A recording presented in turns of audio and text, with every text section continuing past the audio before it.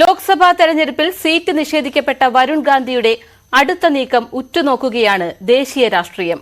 പിലിഭിത്തിൽ seat നിഷേധിക്കപ്പെട്ട Varun സ്വതന്ത്രനായി മത്സരിക്കുമെന്ന റിപ്പോർട്ടുകൾ ഉണ്ടെങ്കിലും വരുൺ ഇക്കാര്യത്തിൽ പ്രതികരിച്ചിട്ടില്ല.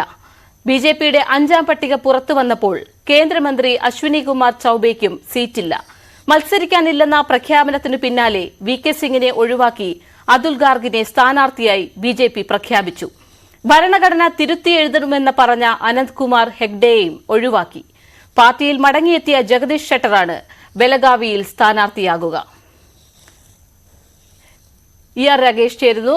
രാകേഷ്, വരുൺ ഗാന്ധിയെ ബിജെപി സ്ഥാനാർത്ഥിയാക്കില്ല. അദ്ദേഹത്തെ ലോക്സഭ നേരത്തെ തന്നെ വരുൺ ഗാന്ധി എസ്.പിയിലേക്ക് പോകും എന്ന അഭ്യൂഹം ഉണ്ടായിരുന്നു. എന്താണ് ഇത് സംബന്ധിച്ച വിവരങ്ങൾ?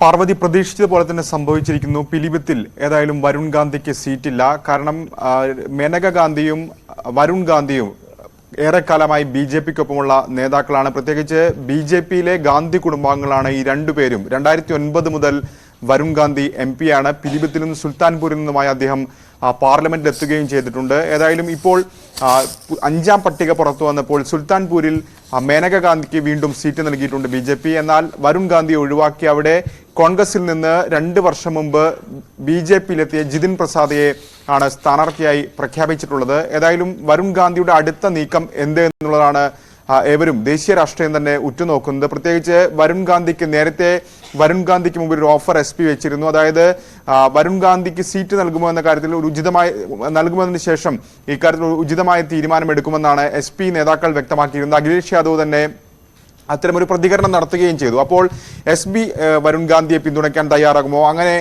വരുൺ ഗാന്ധി SP-യുടെ കൂടി പിന്തുണയോടുകൂടി മത്സരിക്കുമോ, അതോ സ്വതന്ത്രനായി മത്സരിക്കുമോ തുടങ്ങിയ കാര്യങ്ങളിലാണ് ഇനി വ്യക്തത വരാനുള്ളത്. ഏതായാലും ഒരു ഔദ്യോഗികമായ പ്രതികരണം വരുൺ ഗാന്ധിയുടെ ഭാഗത്തുനിന്ന് ഇക്കാര്യത്തിൽ ഉണ്ടായിട്ടില്ല. അത് ഉടൻ തന്നെ ഉണ്ടാകാനാണ്. സ്ഥാനാർത്ഥിയാവുകയാണെങ്കിൽ 2-3 ദിവസം അകം തന്നെ അത്തരമൊരു പ്രഖ്യാപനം സ്വാഭാവികമായും നടത്തേണ്ടതാണ്. കാരണം ആദ്യഘട്ടത്തിലാണ് പിലിഭിത്ത് ഉൾപ്പെടെയുള്ള മണ്ഡലങ്ങളിൽ UP-യിൽ വോട്ടെടുപ്പ് നടക്കുന്നത്. അപ്പോൾ പത്രിക സമർപ്പിക്കാനുള്ള സമയപരിധി 28-ാം തീയതി അവസാനിക്കുകയും ചെയ്യും. അങ്ങനെ ഒരു നീക്കമുണ്ടെങ്കിൽ വരുൺ ഗാന്ധിയുടെ അടുത്ത മണിക്കൂറുകളിൽ തന്നെ സ്വാഭാവികമായും വരുൺ ഗാന്ധിയുടെ പ്രതികരണം ഉണ്ടായേക്കാം. ഏതായാലും വരുൺ ഗാന്ധിക്ക് സീറ്റ് ഉണ്ടായേക്കില്ല എന്ന് ഏറെക്കുറെ ഉറപ്പിച്ചതാണ്. പ്രത്യേകിച്ച് മോദി സർക്കാരിനെതിരെ പല വിഷയങ്ങളിലും നിലപാടെടുത്തിരുന്ന നേതാവാണ് വരുൺ ഗാന്ധി. കർഷക സമരം അടക്കമുള്ള വിഷയങ്ങൾ, ലഖിംപൂർ കേരിയിലെ വാഹനം ഓടിച്ചു കയറ്റിയ സംഭവം തുടങ്ങിയ വിഷയങ്ങളിൽ സർക്കാരിനെതിരെ വിമർശിച്ചുകൊണ്ട് വരുൺ ഗാന്ധി രംഗത്ത് വന്നിരുന്നു. ഒപ്പം യോഗി സർക്കാരിനെതിരെയും വരുൺ ഗാന്ധിയുടെ ഭാഗത്ത് വിമർശനമുണ്ടായിരുന്നു. അതുകൊണ്ട് തന്നെയാണ് ഇപ്പോൾ വരുൺ ഗാന്ധിക്ക് സീറ്റ് നിഷേധിച്ചുകൊണ്ട് ഒരു പട്ടിക ഇപ്പോൾ ബി.ജെ.പി. പുറത്തിറക്കിയിരിക്കുന്നത്. അതിൽ ഏറ്റവും ശ്രദ്ധേയമായ കാര്യം മേനക ഗാന്ധിക്ക് വീണ്ടും സീറ്റ് നൽകിയിട്ടുണ്ട് എന്നുള്ളതാണ്. പാർവതി. രാകേഷ്, അതുപോലെ പട്ടികയിൽ നിന്ന് ഒഴിവാക്കപ്പെട്ട പ്രമുഖരാരൊക്കെയാണ്? ഈ 5ാം പട്ടിക വന്നപ്പോൾ ചില പ്രധാനപ്പെട്ട നേതാക്കൾ ഒഴിവാക്കപ്പെട്ടിട്ടുണ്ട്. അതിലൊന്ന് അനന്ത്കുമാർ ഹെഗ്ഡെയാണ്. കർണാടകത്തിൽ നിന്നുള്ള നേതാവാണ്, മുൻ കേന്ദ്രമന്ത്രിയാണ്, ഉത്തരാഖണ്ഡിൽ നിന്നുള്ള MP ആയിരുന്നു. അടുത്തിടെ അനന്ത്കുമാർ ഹെഗ്ഡെ നടത്തിയ പരാമർശം വലിയ രീതിയിൽ വിവാദമായിരുന്നു. അതായത് 400-ന് മുകളിൽ സീറ്റ് ബി.ജെ.പിക്ക് ലഭിക്കുകയാണെങ്കിൽ ഭരണഘടന തിരുത്തി എഴുതും എന്ന് അനന്ത്കുമാർ ഹെഗ്ഡെ പറഞ്ഞത് വിവാദമായിരുന്നു. നേരത്തെയും ഇത്തരത്തിൽ പല വിദ്വേഷ പരാമർശങ്ങളുടെയും മറ്റും പേരിൽ വലിയ വിമർശനങ്ങൾ കേട്ട നേതാവാണ് അനന്ത്കുമാർ ഹെഗ്ഡെ. ഏതായാലും അനന്ത്കുമാർ ഹെഗ്ഡെയെ ഒഴിവാക്കിക്കൊണ്ടുള്ള പട്ടികയാണ് ബി.ജെ.പി. ഇപ്പോൾ പ്രസിദ്ധീകരിച്ചിരിക്കുന്നത്. പകരം മുൻ നിയമസഭാ സ്പീക്കറെയാണ് അവിടെ മത്സരിപ്പിക്കാനുള്ള തീരുമാനമെടുത്തിരിക്കുന്നത്. വിശ്വേശ്വർ ഹെഗ്ഡെ കാഗേരിയാണ് ഉത്തരാഖണ്ഡിലെ ബി.ജെ.പി. സ്ഥാനാർത്ഥി. ഒപ്പം കഴിഞ്ഞ നിയമസഭാ തെരഞ്ഞെടുപ്പിൽ ജഗദീഷ് ഷെട്ടർ ബി.ജെ.പി. വിട്ട് കോൺഗ്രസിനൊപ്പം ചേർന്നത് ലിംഗായത്ത് വോട്ടുകളിൽ വലിയ വിള്ളലുണ്ടാക്കിയിരുന്നു. പരമ്പരാഗതമായി ബി.ജെ.പിയുടെ വോട്ട് ബാങ്കാണ് ലിംഗായത്തുകൾ. ഏതായാലും അടുത്തിടെ ഷെട്ടർ തിരിച്ച് ബി.ജെ.പിയിലെത്തിയിരുന്നു. ബെലഗാവി മണ്ഡലത്തിൽ നിന്നാണ് ഷെട്ടർ ലോക്സഭയിലേക്ക് മത്സരിക്കുക. ഒപ്പം മുൻ ആരോഗ്യമന്ത്രി K. സുധാകരനെ ചിക്ബല്ലാപൂരിലും ബി.ജെ.പി. മത്സരിപ്പിക്കുന്നുണ്ട്.